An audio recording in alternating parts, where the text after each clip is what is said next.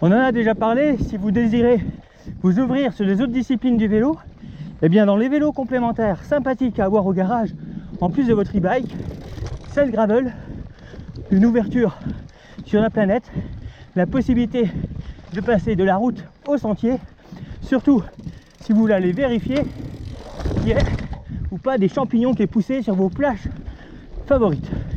Bon, tout ça pour dire que là, on est sur un gravel nouvelle génération, puisque Shimano s'est intéressé à la chose avec toute une famille de nouveaux groupes, les groupes GRX 400, 600, 800, 810 avec une version DI2.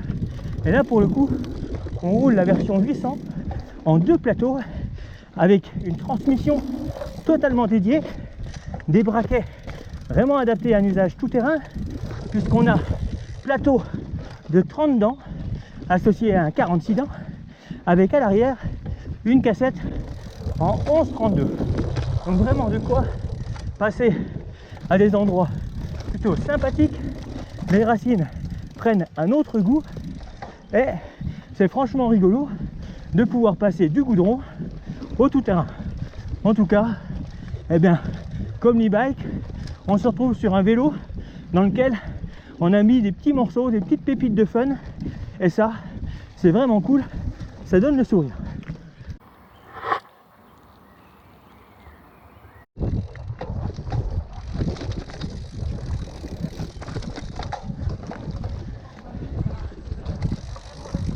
Alors l'avantage dans les bois, c'est que la progression n'est pas trop rapide, ce qui permet de regarder si on voit des champignons ou pas. Le moindre village de schtroumpf peut être détecté très rapidement.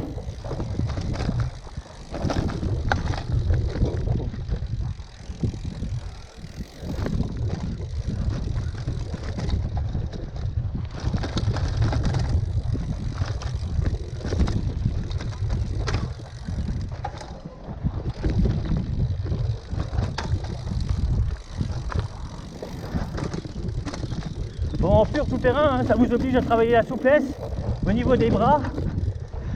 C'est vrai qu'on dit souvent en rigolant à quand l'utilisation télescopique sur les vélos de route. Ben, n'empêche, hein, sur un gravel, sur un parcours de ce type, ce serait loin d'être déconnant.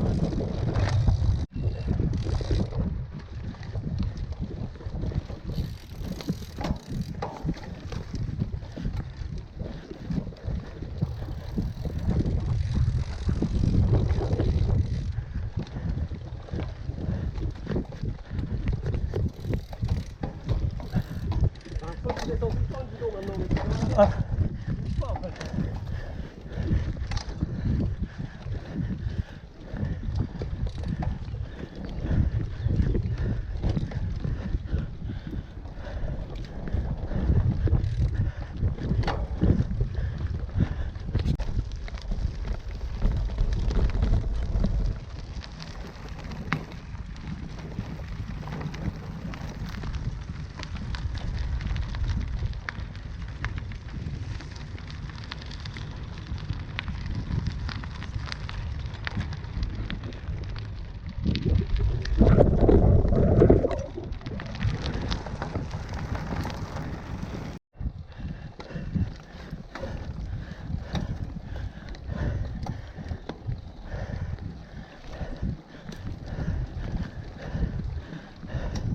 Voilà, 30 dents.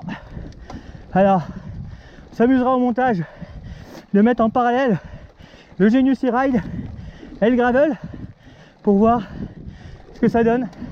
Mais à mon avis, avec le gravel, on n'est pas très loin.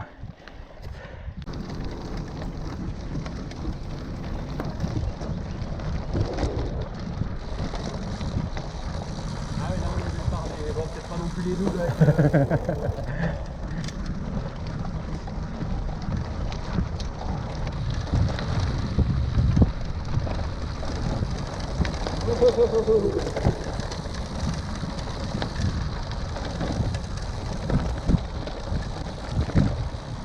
Ah, c'est une bonne occasion de travailler la lecture de ligne. Et là, on évite les petits cailloux et bien sûr les gros. Allez, un petit sentier.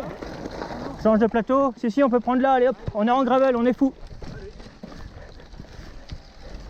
Si c'est sympa, on reviendra en e-ride.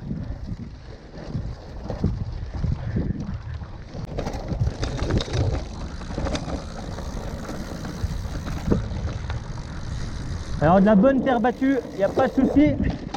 Autant les racines, pas forcément les copines d'un gravel. Après, sur le goudron, pas de souci, vous avez quasiment un vélo de route, à peine plus lourd, à peine plus de frottement, mais ça reste très efficace tout de même. Allez hop, la plaque.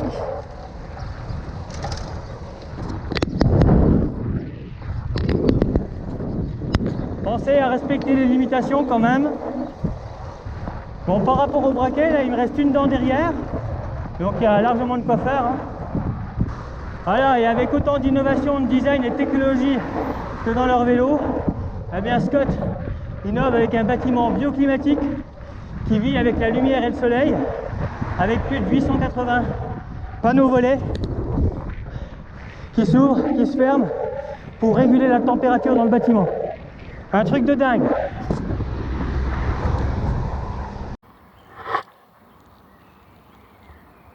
Alors pour conclure, jusqu'à maintenant, mon petit gravel, c'était une version à 1600 €, montée en 105, 34,50, 10 kg tout équipé sur la balance. Bon bah attendez-vous à me voir prochainement sur un cadre Addict Gravel Carbone.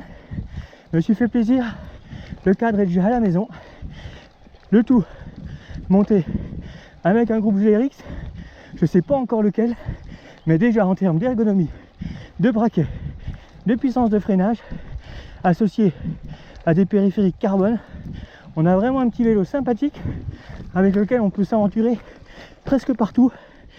Les limites de terrain sont celles que l'on pourra pratiquer avec le fat, la neige, le sable et les passages en mode radeau où là je doute que le gravel ne flotte.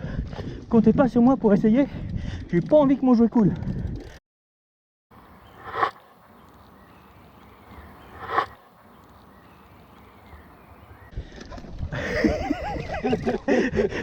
Bon,